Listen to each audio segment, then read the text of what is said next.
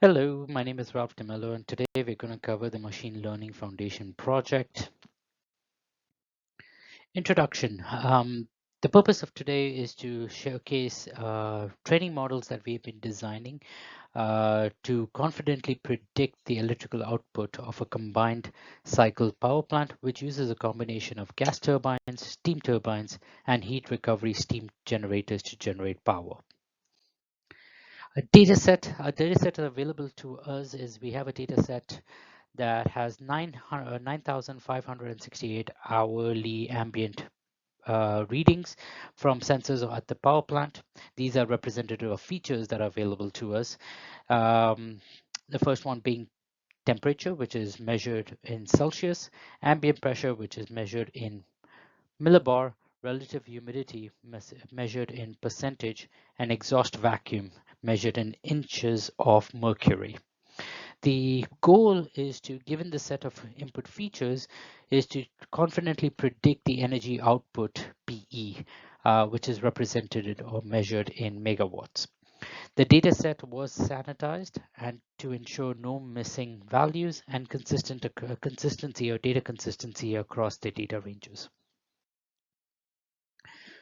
So for a model selection, I have chosen to go with multiple linear regression, largely because it is simple to interpret and works well when predicting a target value given a set of input features.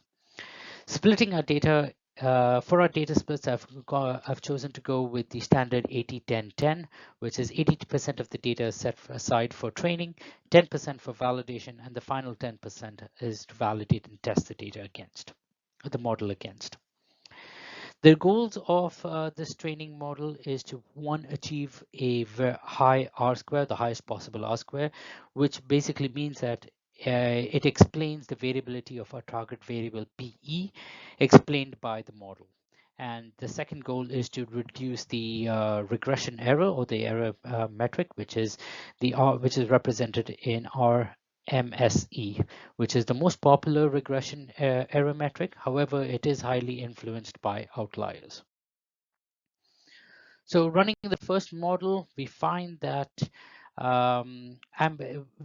temperature has the highest impact, which just under 60%.